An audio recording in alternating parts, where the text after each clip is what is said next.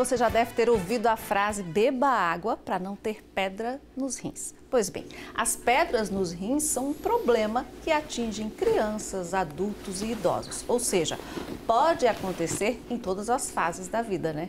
Mas quais são as causas, o tratamento e como conseguimos evitar esse problema? Quem vai nos responder a essas e outras perguntas é o urologista Marcelo Zena, que está aqui conosco. Seja muito bem-vindo, doutor. Aqui é o Ver Mais, tudo bem? Tudo bem, boa tarde, Renata. Boa tarde aos espectadores do Ver Mais. Obrigado pelo convite. A gente que agradece. Então a gente começa falando sobre essa grande dúvida que todo mundo tem. Como é que o organismo produz essas pedras nos rins? Na verdade, a formação de cálculos urinários, né, ou que popularmente são chamados de pedras nos rins, elas são decorrentes do desequilíbrio, né, na formação da urina, quando essa urina ela é muito concentrada. Isso habitualmente acontece por alguns problemas na dieta, na verdade, no nosso dia a dia, né, por um consumo excessivo de sal ou em alimentos que sejam ricos em sódio, né, em sal. E por um consumo insuficiente de líquidos. Aí essa urina que é formada nos rins, ela acaba se formando de maneira muito concentrada, ou seja, muito carregada de sais. E esses sais eles se cristalizam e se depositam nos rins, né, de maneira simples, tentando explicar de maneira simples. E aí ocorre a formação de um cálculo urinário, de uma pedra no rim, que inicialmente começa pequenininha. E se o problema que originou essas pedras, ou seja, o consumo excessivo de sal ou o consumo inadequado de líquidos, persistir, essa pedrinha que iniciou pequenininha vai crescendo e aí vem os problemas subsequentes da formação dessa pedra. Doutor, existem tipos de pedras? Existem diferentes tipos de acordo com a sua composição, na verdade. Sim. Então, de acordo com o tipo de sal predominante, né? Embora a imensa maioria, 85%, 90% dos cálculos urinários sejam formados por basicamente dois tipos de sal, que são o cálcio, o oxalato de cálcio e o ácido úrico. Que a gente encontra eles? Nos alimentos, né? Na verdade, os grandes vilões da formação de pedras nos rins é o sódio, o sal. Mas o rim concentra essa urina, transforma essa urina, produz a urina, né, diante da filtração dos líquidos e alimentos que a gente consome, transformando em pedras de oxalato de cálcio e ácido úrico. São as principais, né, são as mais comuns. E quando o paciente ele chega lá reclamando para o senhor que está com a pedra nos rins ou pedras nos rins, quais são os sintomas que a gente sente? São sintomas que a gente pode confundir com a outra situação? Conta um pouquinho para a gente. A pergunta é muito boa e, na verdade, pedras nos rins não doem, na verdade. Não dói? Não dói. Pedra no rim não dói. Dói quando ela desce, quando ela se desloca, no canal do ureter. Então, a gente tem os rins, a bexiga embaixo. Entre o rim e a bexiga, a gente tem um canal que a gente chama de ureter. E as pedras no rim, propriamente dita, elas não causam efetivamente dores. Geralmente as dores elas são agudas, né? São de início súbito. Eventualmente a pessoa que tem pedras nos rins nem sabe que tem, né?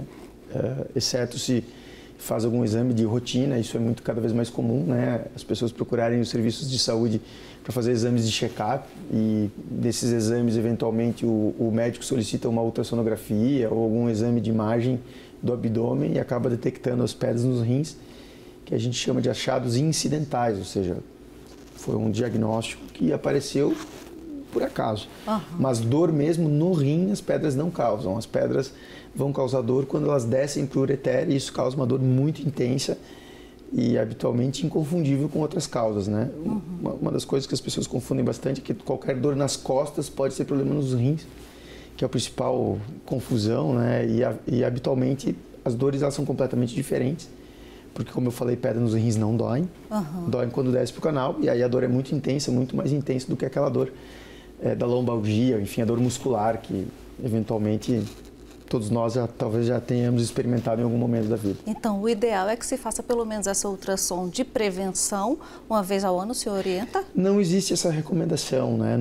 Para que não se sinta dor. Então, na verdade... Eu só estou pensando na dor. Exames preventivos, na verdade, a gente acaba não indicando, né? A gente não indica exames para prevenção, a gente indica mudança de hábitos para prevenção. Isso, muita água, né? Exatamente, e redução do consumo de sal. Uma vez diagnosticado, né, essa questão das pedras, como é que acontece a eliminação? Também uma boa pergunta, né? A gente, como você falou, uma vez diagnosticado, seja da forma que for, né? Se for um achado ocasional ou se foi durante uma crise, né? O diagnóstico ele depende de exames de imagem, ou uma ultrassonografia, ou idealmente um exame chamado tomografia computadorizada. A partir do momento que você faz o diagnóstico das pedras, a gente leva em consideração basicamente 3 fatores para definir o tratamento dessas pedras, né? O tamanho dessas pedras, onde elas estão localizadas e o grau de densidade, ou a dureza dessa pedra, né? O quão dura é essa pedra. Baseado nesses 3 principais dados, associado, claro, às características da pessoa, as necessidades, outras doenças, sexo, idade, outras doenças associadas, a gente define o tratamento que apesar de ter muitas crenças populares, né, a nossa região aqui é muito forte, a gente escuta muito isso no consultório, né? Abacaxi com coca, chá de quebra-pedra, é bastante comum. Abacaxi, né? Com coca, eu nunca vi essa receita. Então, uma hora dessa eu tenho curiosidade de saber como é o preparo disso, se é, né? E se é quantas fatias, enfim. Sim. Mas a gente sabe que apesar das pessoas acreditarem muito nisso, isso efetivamente, infelizmente, não funciona, né? Assim como não existem remédios para dissolver pedras. Então, uma vez que uma pedra é diagnosticada, a gente tem 2 opções, né? Ou a gente vai conversar com o paciente para tentar fazer algum tratamento para tentar expelir essa pedra, mas esse tratamento ele não vai dissolver a pedra. Ele vai simplesmente, o tratamento permitir que a pessoa não tenha dor e que o corpo mesmo elimine essa pedra. E isso geralmente a gente opta em pedrinhas muito pequenas, abaixo de... A gente vê o tamanho das pedras pelo maior diâmetro, em centímetros ou milímetros. Então pedras pequenas, até 6, 7 milímetros, habitualmente a gente opta por medicar o paciente para que ele não tenha dor e o organismo faça o papel de eliminar essa pedra. Quando as pedras são um pouquinho maiores, habitualmente a gente precisa de alguma abordagem cirúrgica para a remoção dessas pedras. E por cirurgia, a gente não necessariamente está falando de aquelas cirurgias antigas por cortes ou muito agressivas, né? A urologia moderna ela evoluiu para técnicas que a gente utiliza câmeras e lasers e instrumentos miniaturizados de modo a poder remover essas pedras sem causar maiores traumatismos ao paciente. Aquela videolaparoscopia? A videolaparoscopia ela é uma técnica cirúrgica que a gente utiliza para acessar cavidades, para cirurgias na urologia especificamente, de próstata, de rim, mas para tumores, por exemplo. Para pedras, a gente não utiliza videolaparoscopia. É uma outra área da urologia chamada endurologia. A gente utiliza os orifícios naturais, na verdade. Com câmeras, pelos próprios canaizinhos da urina, a gente consegue entrar dentro do rim e extrair esses cálculos. Ótimo. Doutor, existe uma ligação na questão da infecção urinária? Algumas pessoas reclamam também disso. Essa é uma dúvida aqui da redação. Eu queria que o senhor falasse sobre essa ligação. Na verdade, as infecções urinárias de repetição e a origem das infecções urinárias de repetição e, eventualmente, a origem dos cálculos urinários, eles podem ter uma correlação, porque ambas as questões, elas podem estar associadas ao baixo consumo de líquidos no dia a dia.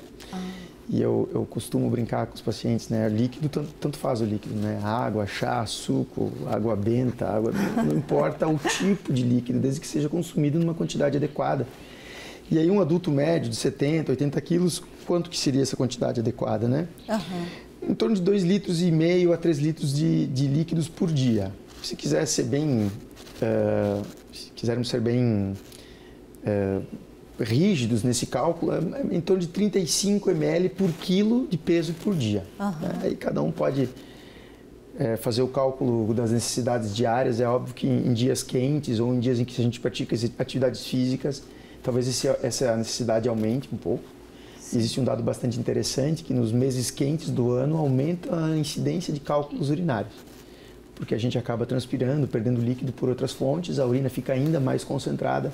Então, nos dias quentes, nos meses de verão especialmente, a gente tem, de fato, um cuidado redobrado, deveria ter um cuidado redobrado com a hidratação. Mas, voltando à sua pergunta, existem alguns tipos de cálculos urinários que podem ser causados por infecções urinárias de repetição. São os cálculos que a gente chama de coraliformes, ou cálculos de Struvita. Por que eles ganham esse nome? Eles parecem um coral, o ser marinho, que faz pequenas ramificações, e esses cálculos eles podem ocupar o rim inteiro, inclusive, e causar situações talvez mais desagradáveis até do que os outros, porque são pedras muito volumosas e eventualmente difíceis de tratar.